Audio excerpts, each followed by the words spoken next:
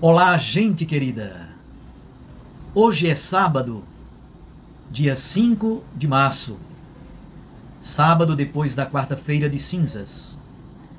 O texto do evangelho de hoje é de Lucas, capítulo 5, versículos 27 a 32. A vocação de Levi. Naquele tempo, Jesus viu um cobrador de impostos, chamado Levi, sentado na coletoria. Jesus lhe disse: segue-me. Levi deixou tudo, levantou-se e o seguiu. Depois, Levi preparou em casa um grande banquete para Jesus. Estava aí grande quantidade de cobradores de impostos e outras pessoas sentadas à mesa com eles.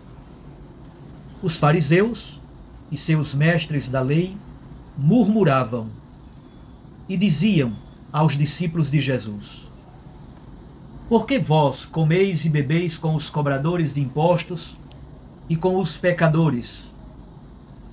Jesus respondeu: os que são sadios não precisam de médico, mas sim os que estão doentes. Eu não vim chamar os justos, mas sim os pecadores para a conversão. Palavra da salvação. Glória a vós, Senhor. Minhas irmãs e meus irmãos, a tradição nos diz, a partir dos dados bíblicos, que Levi e Mateus são a mesma pessoa. É bastante possível, porque a tradição de utilizar dois nomes era bastante comum na antiguidade.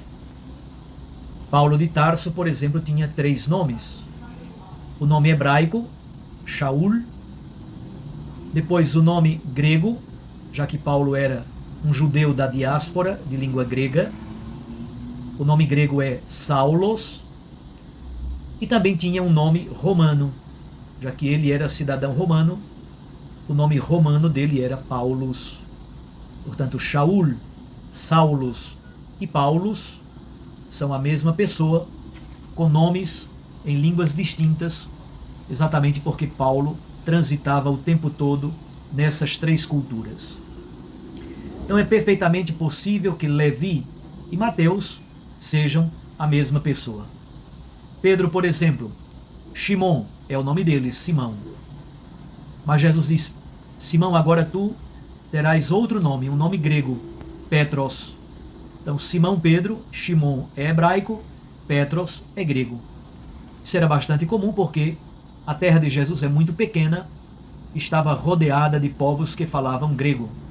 A língua grega ainda era a língua comum, mesmo já durante a dominação do Império Romano.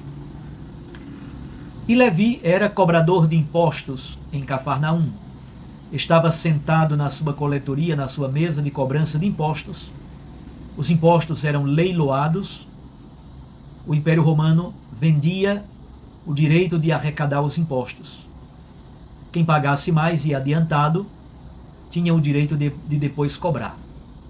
Então, algum homem rico pagava a Roma o direito de cobrar os impostos e depois ia cobrando não somente o imposto devido a Roma, mas também a sua parte no lucro e embolsava, obviamente. Então, Levi não é chefe dos cobradores de impostos e muito menos ele é o dono da cobrança de impostos. Ele é uma ponta, ele é um tijolo nessa grande construção de exploração dos pobres durante a dominação do Império Romano. Jesus então o chama. Levi levantou-se, deixou tudo e o seguiu. Olha que verbos tão fortes e tão belos. Jesus disse: segue-me. Ele deixou tudo, levantou-se e o seguiu. Chamar, deixar algo, levantar-se e seguir, é essa a sintaxe da vocação no Evangelho de Lucas. Nos Evangelhos sinóticos, esses verbos aparecem muitas vezes para descrever o processo do chamado dos primeiros discípulos. Eles sempre precisam abandonar, deixar alguma coisa. Recordem que João e Tiago, Pedro e André deixaram as redes, deixaram a barca. João e Tiago deixaram também o pai Zebedeu para seguir a Jesus. Levi deixa a mesa da cobrança de impostos. Levi está profundamente grato, agradecido a Jesus. É por isso que ele oferece ao Senhor um grande banquete em sua casa. E convida cobradores de impostos e outros tantos pecadores públicos. Aparecem então os murmuradores de plantão, os fariseus e, dentro do partido dos fariseus, especialmente os doutores da lei. O que eles sabem fazer? Nada, somente murmurar, somente criticar, somente apontar o dedo em riste. Mais uma vez, os fariseus e os mestres da lei estão prontos a apontar o dedo, a murmurar e a criticar. Aqui está a grande problemática da comunhão de mesa. É bom não esquecer que o cristianismo tem, na celebração da Eucaristia, um elemento central da sua identidade: sentar-se à mesma mesa. O Papa Francisco tem dito muitas vezes: a Eucaristia não é um prêmio para os justos. A Eucaristia é o alimento do povo a caminho. A Eucaristia não é para uma casta, para um grupeto privilegiado e pretensamente santo e justo. Ao mesmo tempo, também não é para quem menospreza a própria santidade da Eucaristia e a recebe e a vive de qualquer maneira. Devemos, obviamente, buscar um caminho de santidade, de conversão, buscar o sacramento da confissão em vista da Eucaristia. Mas é bom nunca esquecer: a Eucaristia não é um prêmio para os pretensamente justos.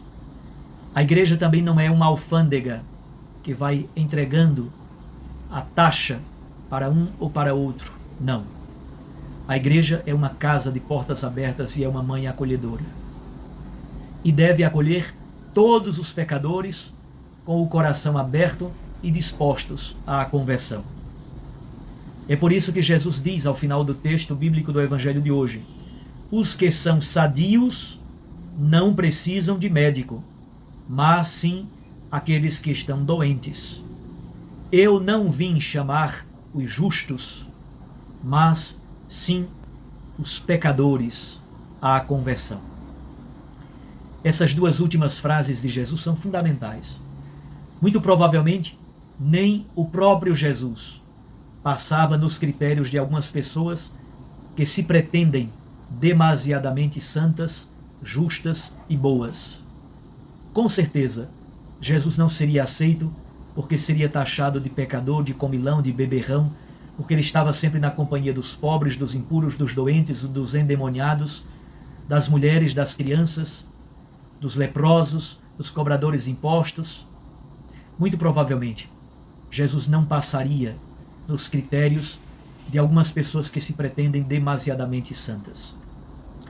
A casa de Levi se torna o grande lugar do acolhimento, da vida nova, da oportunidade que Deus dá para todos aqueles que, pecadores e reconhecidamente pecadores, sabem que em Cristo podem encontrar um caminho de acolhimento, de vida nova, de conversão, para dar o passo em direção da novidade absoluta que o Espírito nos traz.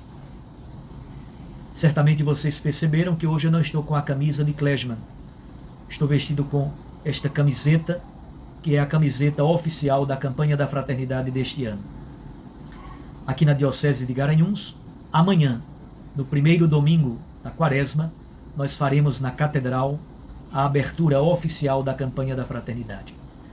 Não fizemos quarta-feira de cinzas, exatamente para conservar a força da espiritualidade quaresmal, da abertura da Quaresma na quarta-feira. A campanha da fraternidade deste ano de 2022, o tema é Fraternidade e educação.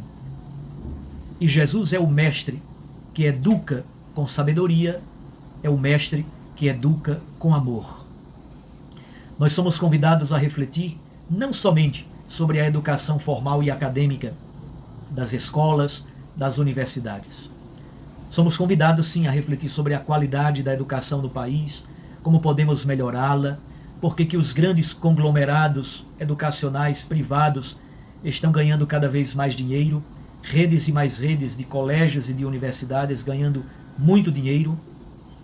Mas também nós somos convidados a refletir sobre aquilo que o Papa Francisco chamou de Pacto Educativo Global, fundamentado num humanismo solidário, num humanismo integral. O processo da educação é para formar homens novos, mulheres novas. Nós também somos convidados a refletir sobre o papel da família no processo educacional de geração de novos homens e novas mulheres. Somos convidados a refletir sobre o papel das comunidades eclesiais que formam cristãos novos, das pastorais, dos grupos, dos movimentos. Somos convidados a refletir sobre o processo da educação da fé. Jesus é um mestre que fala com sabedoria e educa com amor.